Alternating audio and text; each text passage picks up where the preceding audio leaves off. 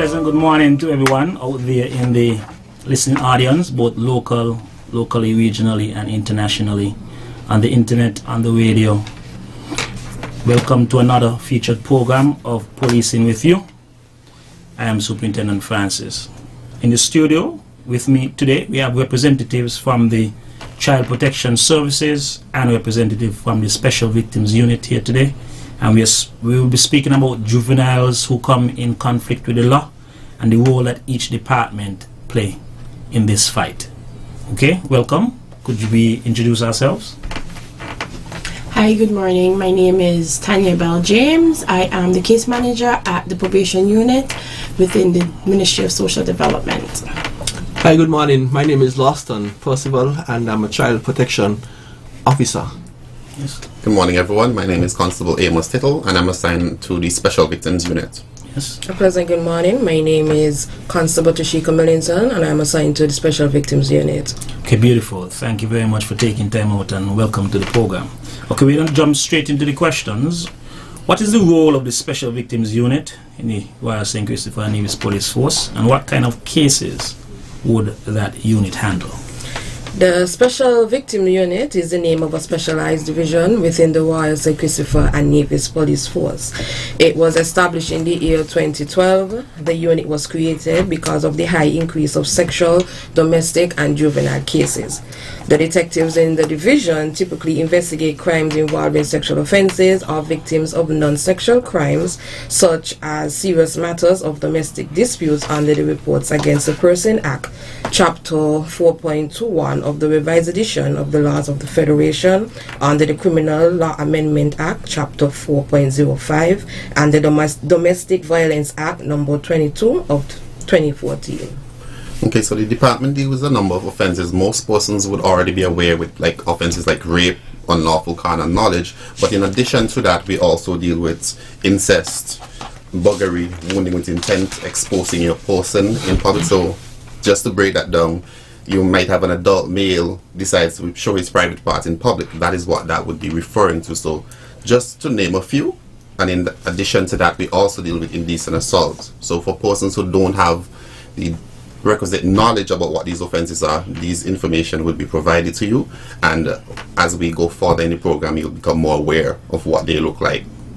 Okay, thank you very much. Is there a procedure for dealing with matters that are reported to the Special Victims Unit? Yes, the investigative procedures for legal implications at the Special Victims Unit. The officer will conduct follow-up investigation to the report in which was made. The victim or victims will be called via landline or cell phone and request of them to come at the unit to give a written statement.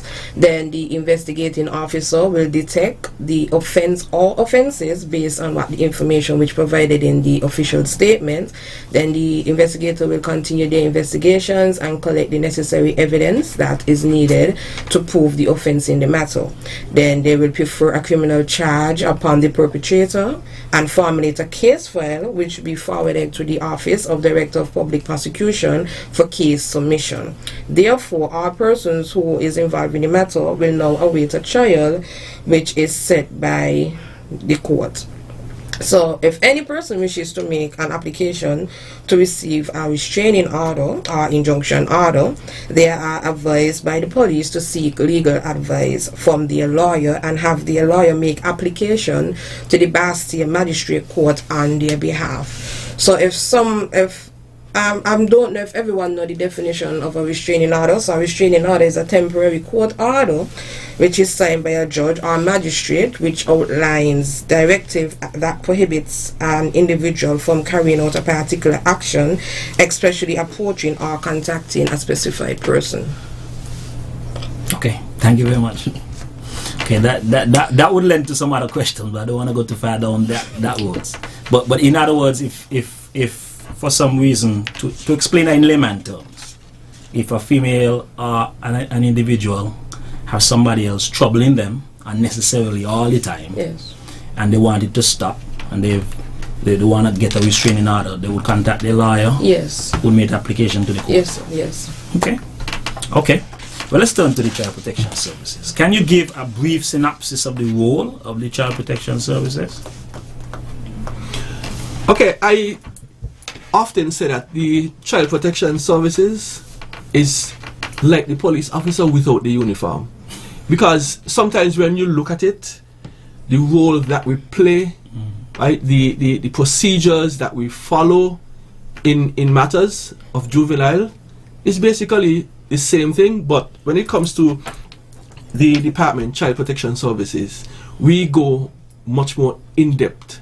Because in terms of when a juvenile matter is brought to the attention, we now have to go out and do assessment, home visit, find out from the parents as to why the child might have done this act. So we go more down into the matter, as we say, into the get the meat of the matter. So both the services and the Special Victims Unit, we're basically like the same thing. We work like brothers and sisters, but we go more down. We could be considered as the bigger brother or the bigger sister in this relationship here when it comes to both entities.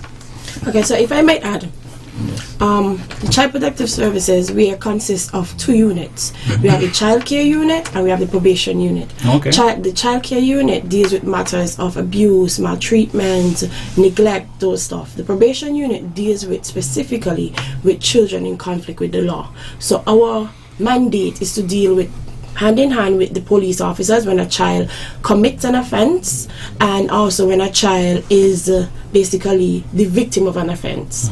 We, the Probation Unit, takes the child before the CJC, which is the Child Justice Committee. Child Justice Committee now decides what transpires, what happens to this child in terms of if a diversion program is given, if the child is basically the DPP decides whether the child is tried at the CJC or they are tried in the general court. So the two units are split. We operate totally different.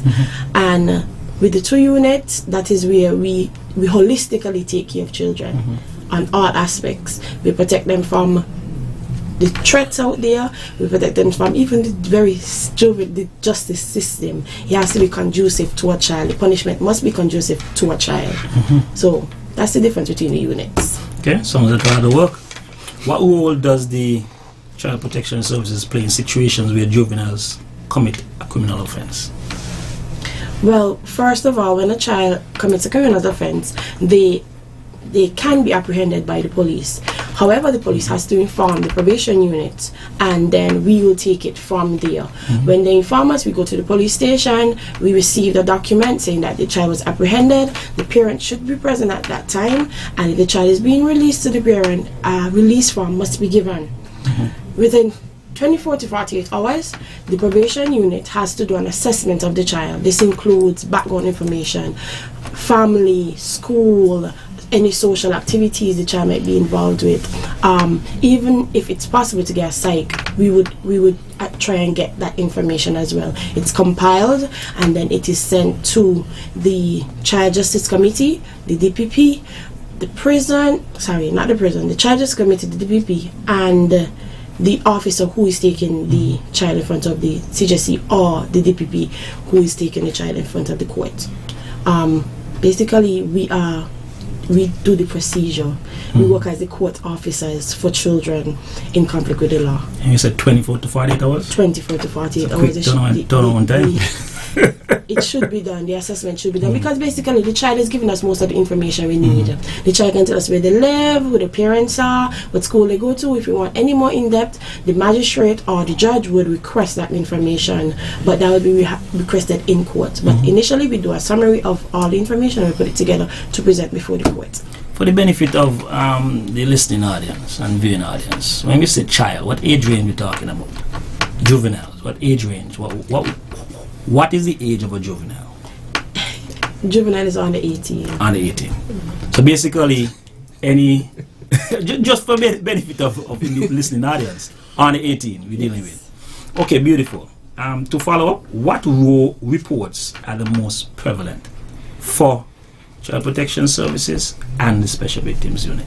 Let's hear from you guys first. I would answer that by saying fights. Fights. Yeah, that's the most of the problems that we are faced with now. Fight Whether it be at schools or within the communities, because these things spill over. From school, it will spill over into the community, or vice versa. From the community, it will spill into the school. So the most problems that we are faced with right now is fights. Yeah, but there's also an increase in building breaking and larceny as of the past maybe Reported to 2 you guys? months. Yes, building breaking and larceny by minors within the past probably 2 months or so. We're finding that the increase, but it happens mostly in the rural areas. So I guess that is something that the rural policing departments need to take into consideration when they're doing their school checks and stuff like that. Helping children to learn what is not mine, I don't take.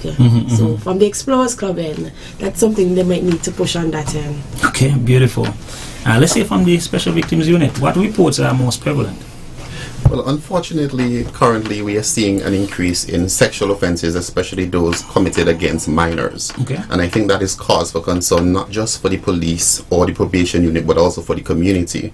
We have a responsibility to protect our youth, to ensure that they are not exposed to the trauma that comes as a result of being sexually molested, whether it's by a family friend, a family person, or whomever it is. Just to add some context, in 2022, the department would have dealt with a total of 1,157 reports. What is concerning is 60%, about 60% were sexual offenses. Wow. And I think that is something that we seriously need to take a look at. We as a community, we need to come together in a collaborative effort and really take a closer look at our children, ensure we open the lines of communication, ensure that they feel comfortable talking about the things that are affecting them. And I think by doing that, we've got also put preventative measures in place that they know who to go to, what to say, what to do in these situations, and also assist the police in solving a lot of these cases. Okay, just for a little bit clarity, inquiring minds, you did indicate that 60% of the reported crimes were sexual offenses. Were these 60% sexual offenses touch on concerning juveniles, or just sexual offenses in general? Sexual offenses in general, but the majority would have been minors. Okay, I understand. Okay, thank you very much. What resources are available in schools to assist children who may have been victims of criminal activities? Is there any? Okay, we know we have the guidance and counseling department, right, which I know right now they are very overwhelmed. Very, very overwhelmed. I don't know, because each school, they will have their own system set, right? The school will have this program, or they might have this, and other school might not have it. But in terms of resources, generally, there is not enough.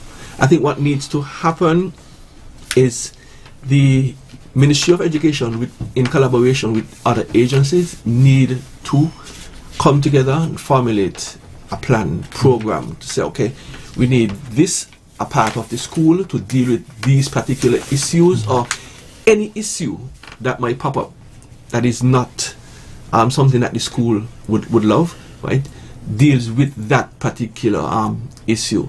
So I don't know in the future if something like that can happen, but for now there is not enough resources within the schools to deal with issues. Okay, there's not enough. So we have guidance counselors and the national intervention team, so there's not enough. There's not enough. And I think we need, throughout the schools, we need targeted programs. We Targeted can't just, programs. we just don't need to label a bunch of children, put them in a bullying program when they are not being bullied, or they don't bully themselves. We need to target those that have the specific issues so that we can deal directly with the specific issues, not mixing and mingling and trying to place children in a box. Just as how we are moving away from this structure in terms of all the children do A levels, we are now going into technology and technical subjects. We also have to look at it socially as well, because you can't just say that you're going to put a child in a bullying program when there's no benefit for that child. The child will be bored. The child can even cause havoc within that bullying program, even learn how to bully from going to that program. So now you have to target just the population you need to deal with. This is very interesting. Okay, can you elaborate on any out-of-school resources available to assist parents and guardians of juvenile victims and juvenile offenders? Out-of-school programs. Are there any? If I may jump in there and speak on this, right? And again, I will come back with the same answer. There is not enough. Not enough. Back then, you know, and everybody, persons out there in radio land listening, we had Girls Brigade, we had Scouts, I went to Scouts. we had Pathfinders, Yeah, we had Cadets, I we went to have cadets. choir, junior choir. Almost all Yeah, churches that's had a right. junior choir That was a or lot. some sort of organization Back in the day. back in the day. But most of these programs would have dwindled out, and they are no longer there. So that leads now the children to be on the road. No way there, no type of structured program or anything like that. And you know, I always sit down and say, look, St. Kitts has each one in the community. We have a community center, but the community centers are not being utilized the way they're supposed to. These community centers are supposed to serve the community. Put together a program. People could come together in the community, put together a program. You have children there at afternoons, assist them with homework and whatever it is needs to be done. You could outfit these community centers with computers, help them along the way, outfit a library, put the children inside there, sit down, do some reading. On the weekends, it's the same thing. You bring them out, you do different things with these children. But unfortunately, it is not happening. So we now need to tighten our straps and our boots, right? Lace them up tight and start marching and get these things done. Because if we sit back, right, and do nothing, then evil will always triumph, and we don't want that to happen. You want to say something? Feel Yes. free. Feel free. Yes, totally agree with my colleague. I find that we don't, even society, we have to be real. Soon as you hear that a child is giving trouble, you're not welcoming them to a group. You're not welcoming them into the boys' ostracized. brigade. Correct. Yes. So for me, we have to change the mentality. As adults, we have to change the mentality. Because if you don't welcome them, they're going to find a gang. They're going to find somebody who is negative within the community to help them. They're going to groom them. So if we catch them from a young age and we can get them under the wings of somebody, because the truth is, all of us, I'm sure when you grow up, you know somebody that in the community who helped your mom, raised you. Correct. So it takes the village. We need to go back to the village. The village is missing, and the children are slipping through the cracks, and slipping through the cracks to the point of sometimes we meet them, sometimes they reach to 18, have not come in conflict with the law, but soon as they're 18, they end up at HMP. And it's because we did not give them the attention. These children need second chances. They might have an attitude, just to align them with the correct person. I for example, right now we have a child within the department that Mr. Percival has taken under his wings. The child is now going to school. The child is now behaving. Mr. Percival he's interested in football. The thought is to get him a football so he can stay home and play in the yard. That fosters a relationship between him and the child. The child emulating what he's doing, emulating his behavior. So we have to get children under positive role models, positive mentors, because the parents, honestly, the parents are working. They have to work because they have to provide. But at the same time, the parents also have a big role to play. A big role to play. Parents have to take the responsibility of finding something for your child. So you can't just leave the child home, leave the child on the street. You have to find some adults around you. There must be somebody that the parents can find to set their children with in order to have positive role models in their lives. Wow, thank you very much. At the end of this program, I hope we get a proposal to the minister or the ministry. GQ, it's halftime, a little over halftime. Can we break for a word from our sponsor, and then when we come back, we continue the questions, and we'll have the lines open for any questions from the listening or viewing audience.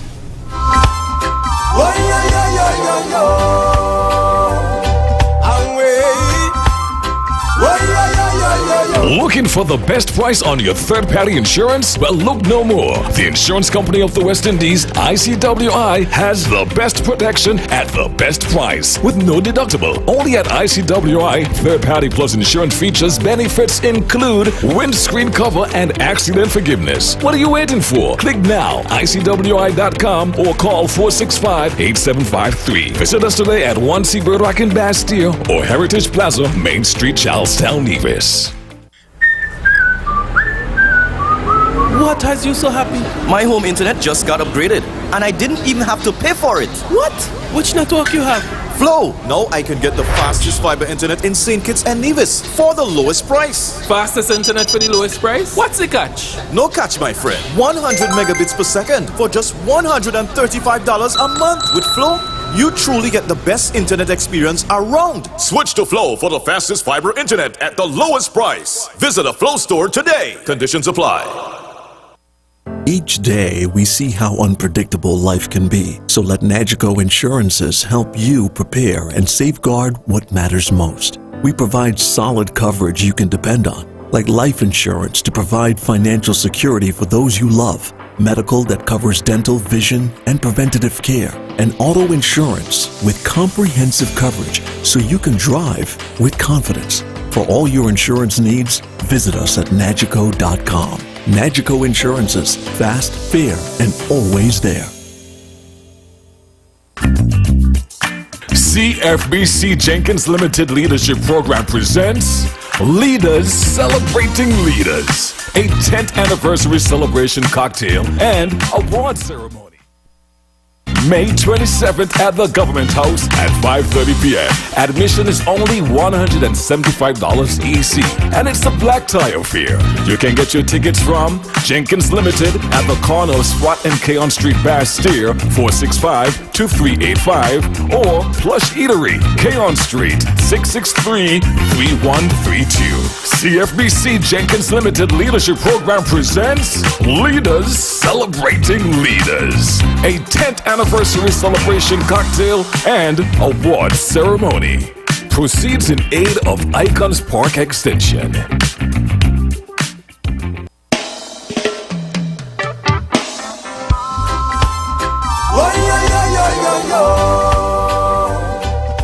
Pleasant, welcome back to Program of Policing with you. We have in the studio with us representatives from the Child Protection Services and Special Victims Unit. Okay, we have the lines open for any calls that might come in. GQ, just give me a cue and I'll indulge it. We have a call? Not as yet. Okay, let's jump back into the questions. The Child Justice Board exists. What role does it play regarding juveniles who come in conflict with the law? Can anyone elaborate on that? So the Child Justice Board, right, as I said previously, when a child is apprehended or charged with a crime, with an offense, right, it is decided amongst the DPP whether to send the child to Child Justice. Pick up in, we have a call. Pleasant, good morning. You're on the air. Pleasant, good morning to all the officers there, right? But yes. Sometimes you are an officer, the middle young girls, them too, and the underage, and the army man, them too. So that this program goes out to you all to leave the young people alone. Have a blessed day. Thank you. Well, thank that caller for her call. What I would say is that anybody, be it a police officer, a non-police officer, a civilian, anybody who interfere with an underage individual and the report is made to the police, they will be dealt with according to the law. Correct. Anybody. Do you have any calls? Okay, can you continue, please? Yeah, so it is decided between the DPPs and the CJC, which is the Child Justice Committee, where the child would be There's a level. There are level 1, level 2, level 3 offenses. Depends on the level of the offense, it is decided. When the child goes to the CJC, when the DPP allows a child to go to the CJC, it's based on diversion. They believe that the child, with the proper instrument, Justice Committee. Yeah, Child Justice Committee, they believe that there would be a benefit for them doing a diversion program as opposed to being tried by the general courts. So the diversion programs, a lot of the times, would include a time of community service, counseling, matters involving community service and okay, let's take a yes, let's have another call. President, good morning, you're on the air. Yes, good morning, Inspector. Morning, and sir. the rest of the panel. Good morning, sir. Inspector, is so much abuse going on with these young girls in St. Kitts? You see where I got to give Rose? What for Rose? Rose to me is when the police on the road who look out for these things with these young girls again abused. The country is now open up.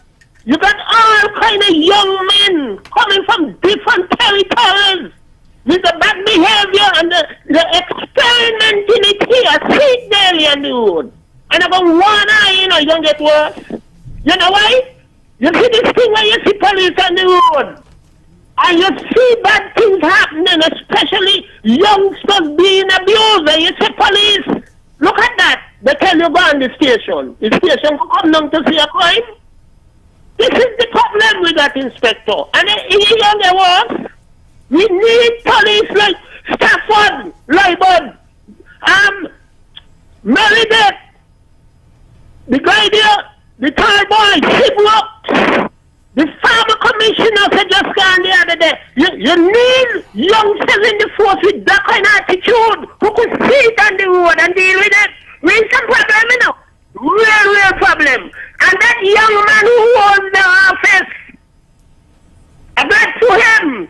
Because anybody come up under ASP Hanley, they've got to be voting this job. I want to say good morning to Queely and ASP Hanley, wherever you be. ASP Hanley, congratulate you, my boy, for your service you have given this country. You straighten out a lot of young men like me and others in Bastille.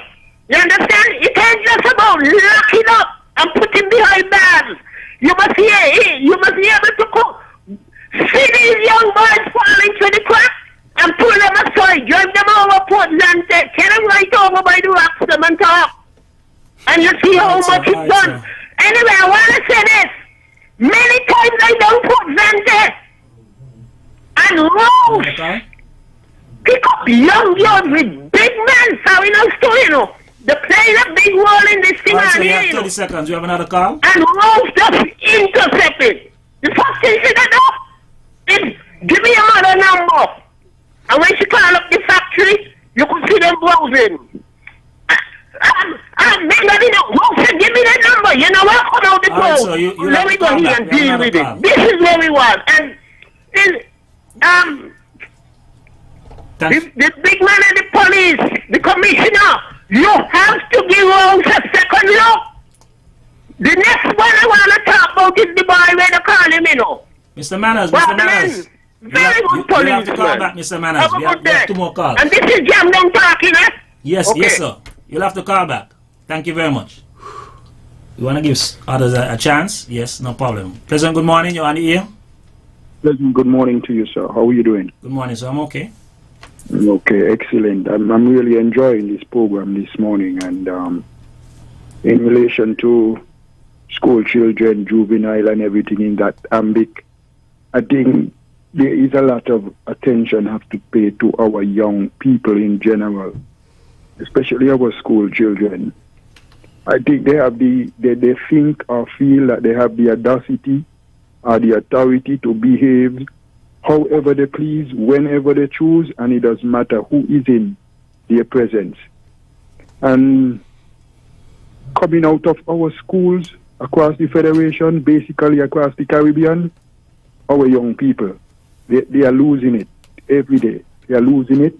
And, well, grown-ups might be a problem to them based on whatever they involve into and who messing with them and all that kind of stuff. But them themselves are an endangerment to each other, because when anything happens on the school compound, it basically all hell break loose. Whatever happens on the school compound, people bleed, People suffered, severe injury. You have broken bones and stuff like that. So I'm asking this morning, what can be done to curb this kind of behavior in our school environs? I'm of the opinion that 90% maybe also that some of these school children, they are not disciplined at home. So they take their discipline wherever, the ill discipline wherever they choose, and they behave where they want, when they want to, until they calm themselves down satisfactory. And I'm just asking the authority this morning, the legal minds, the luminary minds, to review reintroducing the tampering with. You may have to line them up on a monthly basis, give them a little deterrent.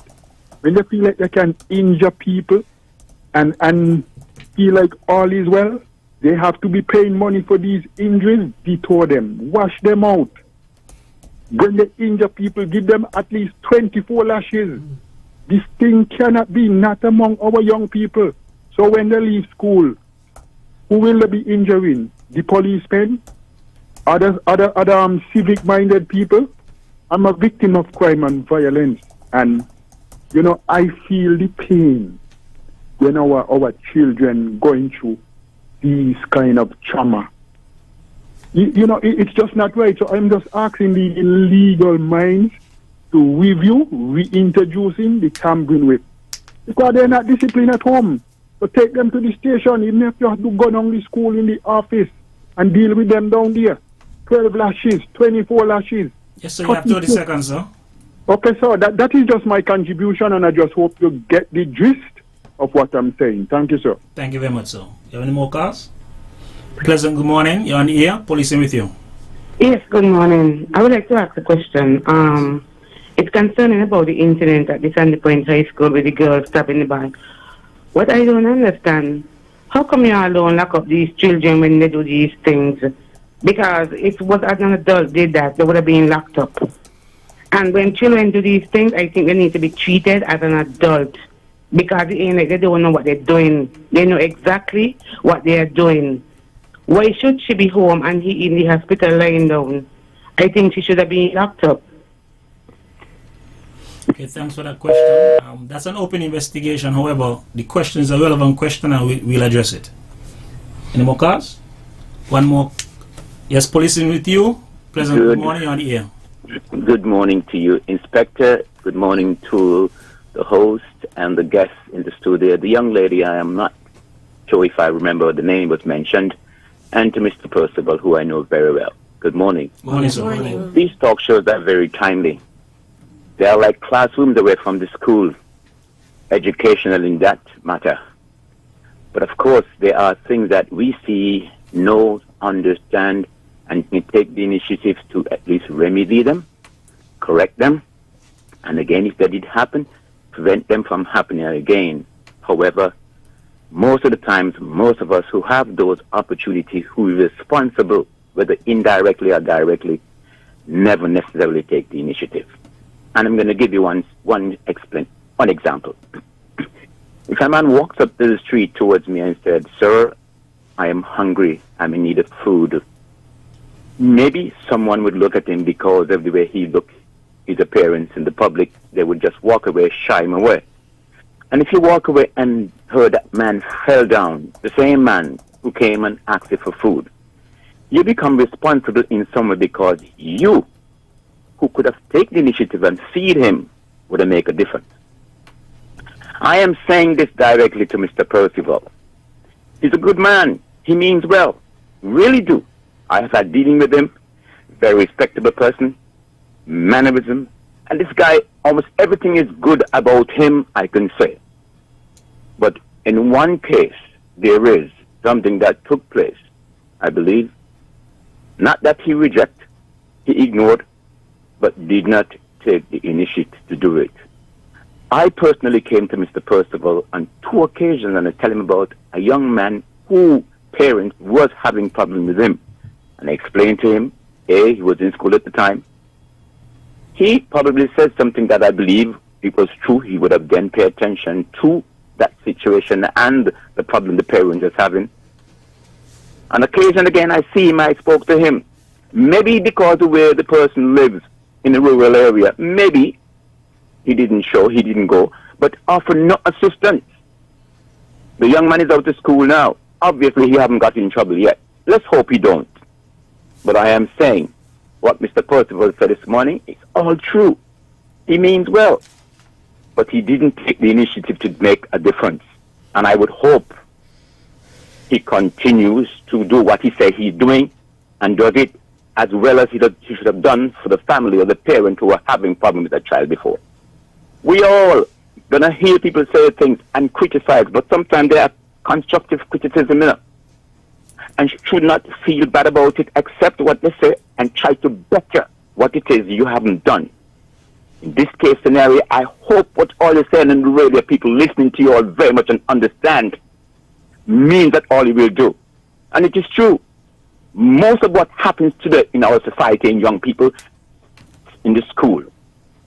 And the school don't have resources, put them in there, make a recommendation. Young lady and gentlemen in the studio, I thank you all for listening. But we are the ones who have and can do whatever it is to make a difference. See it possible to take the initiative and do it and get these things done. Good morning to you all and thanks for listening. Have a good day. Thank you very much. Thank you. Any more calls, GQ? Okay, we're going to take the last 2 calls and we're going to address the questions and try to wrap up. Good morning. You on the I don't have enough credit, so let me see if I can make it snappy. Yes?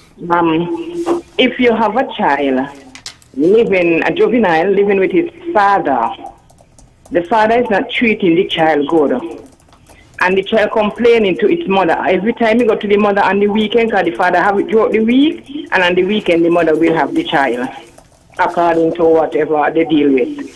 Okay. The child made several complaints. The child was beaten many times at the home where the father is living. The child told his mother that the father took him into the mountain one day and tell him, here is a spot, he going to bury him if he ain't behave himself. We went to the early childhood over 1 month now. We ain't see nothing doing. All they do, they go to the school and they look for the child there, and that was it. And the child keeps saying he gonna kill himself. 10 years old child. And we don't know what else to do. The child leaves us in tears all the time because we want to know why is it the father does not want to give back the child to the mother, because the child won't live with the mother because he say he feel like he in prison. Nobody there with him. He always home alone like he in a cage. And the child is stressed out with this, and 1, 2, 3, 4 times more than that, he said he gonna kill himself. I need something to be done because the child have us frightened, and we don't want him to lose his life because he's not comfortable with his father. His father is a police officer. So we want to know what could be done, because I say because he's a police officer, nothing be done about this up to now. Because if the child want to be with his mother, let the child be the mother. The father does not want to pay child support. That's why you're holding on to the child, and he does not look after the child. We could tell you many times you have to carry the child to the hospital for bruises and cuts on his skin. And I told him, don't settle down any longer. You don't know what time the child going to take his life out, his own life, and we don't want that. Yeah, you could. Yes. We deal with the early childhood already, and we don't know who else to deal with. So I decided I'm going to hear my thing on the ear this time, because we want some answer to this, and we want quick answers as well, because we don't want to lose a child. We have a question for you. Yes. Okay. I'm going to give you the department's number, and I want you to reach out for me specifically. To you? My name is Miss James. Miss who? Miss James. From where? Social Services. Social Services, yes. The number is 662. I'm totally too. 662. 68. I don't remember. Go ahead. 6833. 6833. 6833. All right. Thank you very much. And we'll have a conversation. Yes. 6833. Okay, beautiful. Thank you very much. GQ, one more call? No more call. So that was our last call? Okay, one last call. Pleasant, good morning. You're on the air. Police with you. Yes, good morning to Superintendent Francis and the others here. Yes, sir. Good morning. I didn't see from the Speak a little louder, please. Yeah. Thank I'm trying to find out at what age can a child legally commit an offense? That's basically my question. Daily income tax. At what age a child can legally commit an offense? Yeah. He can be 12 years old and over. 12 years old and over. 12 years and over. You're there? Yeah. 12 years and over. Over 12. So if anything happened on the 12, it's not considered a crime? Well, we call a Dali incapable, incapable of committing a crime, and we'll have different persons involved to make certain decisions and see if the child need counseling or whatever the case may be. Any more questions? No, that's it. Thanks. Yes, sir. Okay, so that was our last call. We had a few questions from the callers. Let's see how we can try to address them. I have three. I don't know if you guys have more. How come children do not get arrested when they commit offenses? A particular lady answered that. She was speaking about a live case. We're not going to talk about the case itself, but cases of that nature. If a child wounds somebody else, how come the child doesn't get arrested? Or if the child gets arrested, what's the procedure? Can anybody help? Okay. When any child gets arrested, they are taken to the police station. The police station informs the probation unit that the child is there. The child is going to be charged. They will charge the child. We receive an apprehension form, and then we'll take it from there. We'll do an assessment of the child. We'll send the assessment to the DPP's office. The DPP's office will make the decision whether the child goes to the Child Justice Committee or the DPP office deals with it themselves. If that is done, if the DPP office deals with it themselves, we basically have not much dealings with it. If the child goes to the CJC, then we appear before the court within the CJC to try and source a diversion program once it is offered. The diversion programs can include community service, a job attachment, curfew, mentoring, all of those nice stuffs that we try to use to curb behavior and divert behavior. But generally, a child, I think what they call it acts is that the child, one is home and one is at the hospital. Mm-hmm. You can't leave a child in a police station past a certain time. We have allotted times. It is against the Juvenile Justice Act to have a child within the police station just there because you feel that the child should be punished. That is not how it works for juveniles. Okay, I see the officers shaking their head. You want to elaborate? I think oftentimes we as a people, we need to understand the procedure. I know oftentimes you would hear, I know the law, but I don't think people fully understand procedure when it comes to especially juvenile offenses. We as officers, as much as you could say this offense was committed by a minor or juvenile, we still have to follow these procedures that are put in place, because then that would help us to avoid a lawsuit. We don't want to get sued for something by not following procedure. And that is why we have the probation office that deals with a lot of these juveniles offenses and stuff as well, in partnership with the police, and that allows us to provide a more holistic support for both the person, the victim, and the offender as well. Okay, so the Child Justice Act having schedules of when a child can be kept in police custody, yes, and when a child should not be kept in police custody. There are particular offenses, so we can't just, if a child commits an offense, just look at that child as an adult, and the child stays in custody for 48 hours, 72 hours, and they get charged. There's a different procedure that is adopted with juveniles, just for the benefit of the listening and viewing audience. Another question. We introducing the Tamon Whip. Akala was strong on that particular point. Anybody want to say anything about the Tamon Whip? I don't think that will ever happen, because we don't want to seem like we are a country that brutalizes children because they make mistakes. Everybody make mistakes, right? You're walking in town and you're walking along road, it lead you to where you're going. It's a mistake. And we cannot want to brutalize our children. What we need to do, though, in correcting mistakes that children make, is be creative and come up with other ideas, come up with other avenues that can not only seem as punishment, but help them to rehabilitate, to help them not to make that same mistake again and again. So in terms of the Taman Rod or whatever form of brutal punishment you want to bring, it is. I won't support it. I personally would not support it, because evidence is there to see that sometimes you use that method of punishment and you push the child away from you, or the child gets worse, right? So it's not going to happen at all. So that ship have sailed. No, that's not going to happen. Okay, one last question I have here. What can be done to curb ill behaviors in the schools? The caller mentioned that. That is a question that we could start bringing up a lot of ideas right now, and we will be here until probably tomorrow, same time, right? But what I could say, because each school will have their differences in their troubles, what they're going through. So the schools, they must know how to tailor their programs, or whatever they want to call it, to suit what's going on inside the school. Some of the schools have issues with bullying. Some of the schools have issues with fighting. Some of them got different issues. So you must be able to look at a program and say, okay, I think we should do this, I think we should do that, I think we shouldn't, right?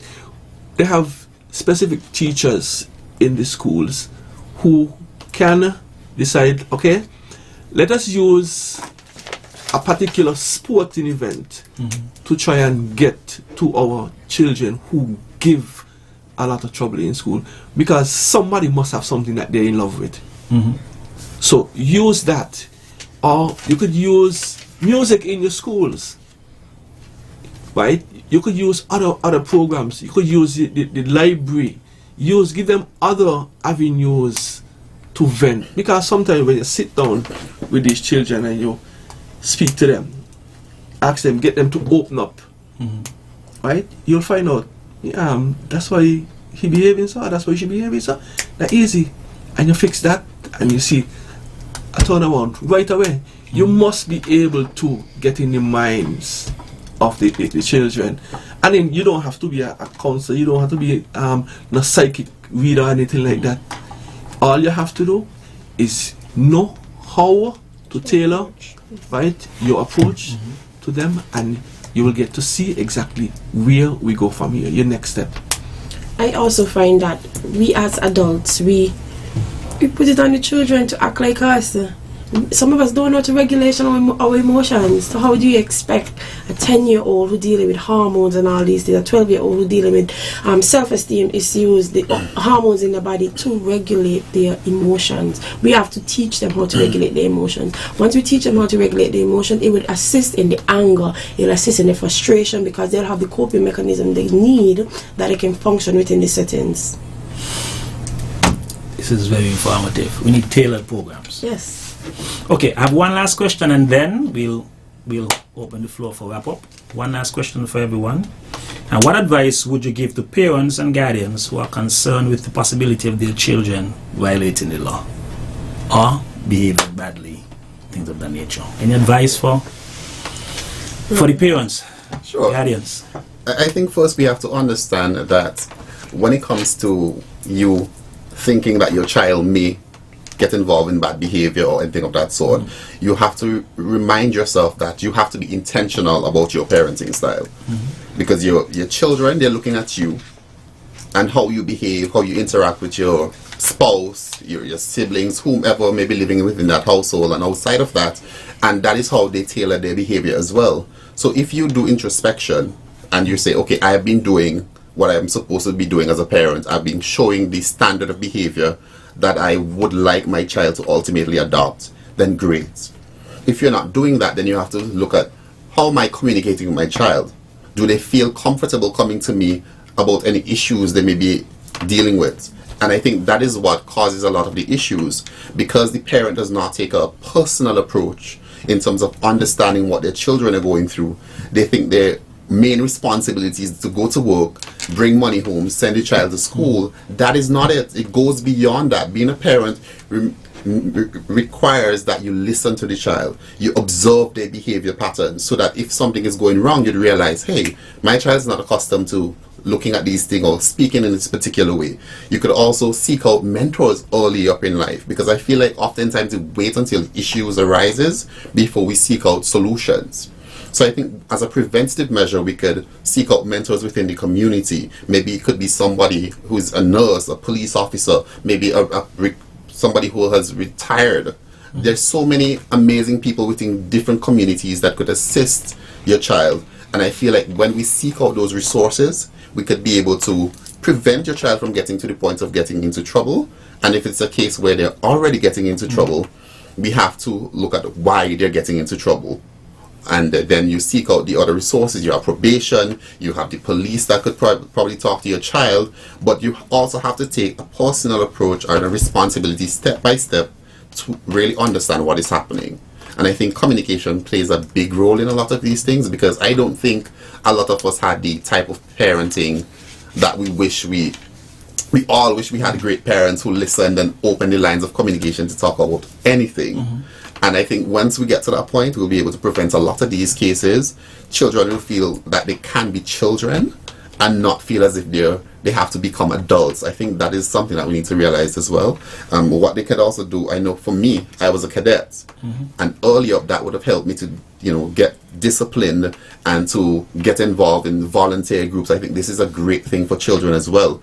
They understand and recognize the importance of, serving their communities and getting involved in more positive reinforcement activities. You could go to Toastmasters even as young as 14 just to build your communication skills.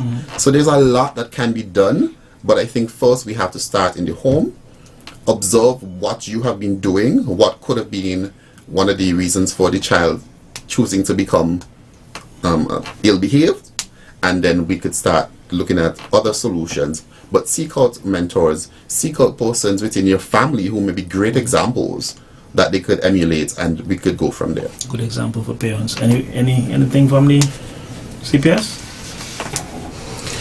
Well, in my wrap up, I'll make it. I'll do it simple. Ready to wrap up? I thought that we were wrapping up. Let's go. Right? Because after what you would have said, right? Gotta be a wrap up. Yeah. He was right on the money. Beautiful. What I would say to parents out there, right?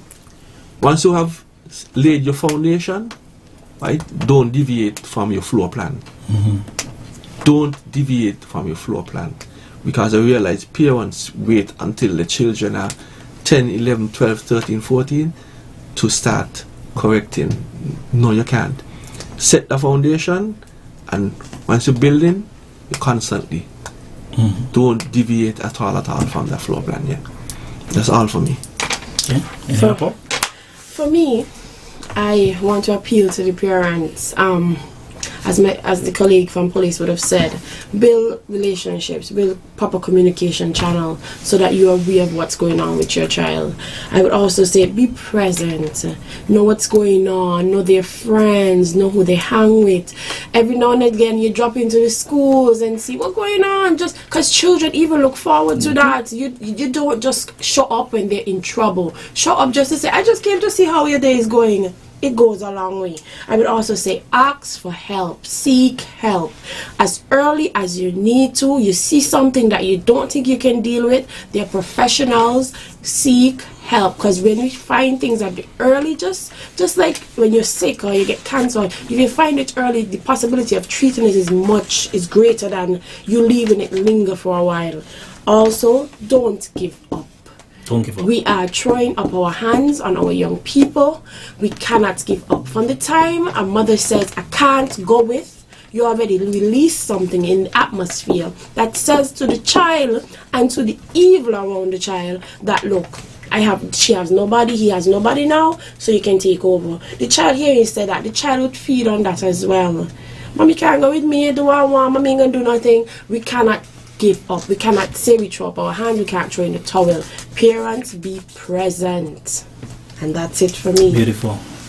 So any wrap up for you? Well, all my colleagues would have said everything, but I mean everything would have been already touched. I think parents maybe sometimes need to choose the road to taking their children to church so they can understand the religious aspects, Also, I think parents need to understand themselves first, because parents have trauma. They have previous trauma, from the previous life before even going into the way to get a child. So fix themselves first, and then they will be able to assess their child in a better approach. But I know the kids of this generation is a bit difficult to control, and as my colleague said, don't give up. Continue to try, continue to assist them, continue just to be a listening ear. Capital punishment is not working. They need to know that the capital punishment is not working. They need to sit down and have discussions with their children. Even the sensitive conversations, they need to sit down and have these discussions with these children, because these children now is going out to older men, to older females looking for advice, and now these older adults might even turn around and pray on these children, because they seem as if that's an open way for them to do what they have to do. So my best advice for the parents them is just, as my colleagues say, if they don't know what to do or they don't know the next step, seek advice. And we are here to help. Even if they call to ask a question, we might not be able to pinpoint or identify the parenting style, but we could give them options. We could give them instead of you go to the soft route of parenting style, even if the rough one is not working. So we are here to help. The Special Victims Unit and Probation Department, we are here to help. Okay, well, I want to thank you guys for taking time out. We had a good representation of the Child Protection Services and the Special Victims Unit today. Lot of useful educational information went forth. Okay, so I want to thank you guys for coming. Thank you. Thank persons listening and viewing audience for staying tuned. We're policing with you today. For parents, from me, the team here, be present in your children's life. Don't give up. Seek help early. Be present in your children's life. Don't give up. Seek help early. See you on the next program. GQ, see you when I see you. Tell me what you think about equal rights for all. Do you know that the cable has a real live customer service?